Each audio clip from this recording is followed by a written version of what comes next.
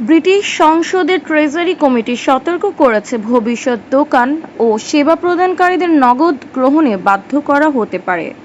Banknote ও কয়েনের ব্যবহার দ্রুত কমে যাওয়ায় দুর্বল ও প্রবীণ জনগোষ্ঠীকে রক্ষা করতে সরকারকে পদক্ষেপ নিতে হবে বলে প্রতিবেদনে বলা হয়েছে। প্রতিবেদনটি আইন পরিবর্তনের সুপারিশ না করলেও নগদের হার পর্যবেক্ষণে সরকারের ব্যর্থতা নিয়ে উদ্বেগ প্রকাশ করেছে।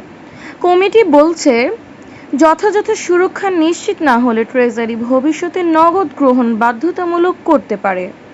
বর্তমানে দোকানগুলো ইচ্ছামতো পেমেন্ট পদ্ধতি বেছে নিতে পারে, তবে বেশি সংখ্যক ব্যবসা কার্ড নির্ভর হয়ে পড়ায় যারা নগদের উপর নির্ভরশীল, বিশেষ করে প্রবীণ, অক্ষম ও ডোমেস্টিক ভায়োলেন্সের শিকার যারা, তারা সেবা থেকে বঞ্চিত হওয়ায় ঝুঁকিতে পড়েছেন।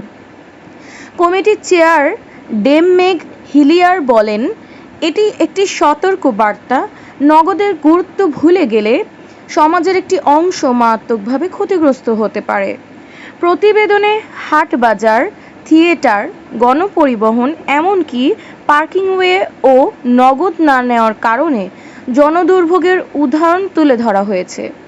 পাশাপাশি বলা হয়েছে, অনেকের জন্য নগদ বাজেট নিয়ন্ত্রণ ও স্বাধীনতা রক্ষার একটি হাতিয়ার। সরকার 2030 সাল পর্যন্ত পোস্ট অফিসের মাধ্যমে নগদ সেবা নিশ্চিত করতে ব্যাংকগুলোর সঙ্গে চুক্তি করেছে এবং 350টি ব্যাংকিং হাব স্থাপনের ঘোষণা দিয়েছে।